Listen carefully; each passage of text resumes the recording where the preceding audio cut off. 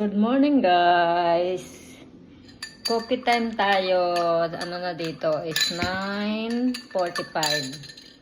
9:45. So kanina pa ako gising kaya lang katatapos ko lang maglinis ng bahay saka yung ano ng pusa. Kaya yun. Late tayo magkakape pero kanina pa ako gising. Coffee time.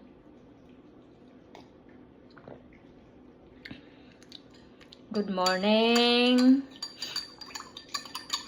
Good evening, Philippines. So, malamig. Malapit na kasi ang Pasko dito. So,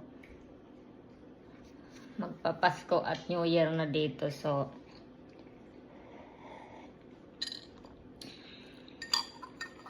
kaya ganoon talaga. Coffee time tayo.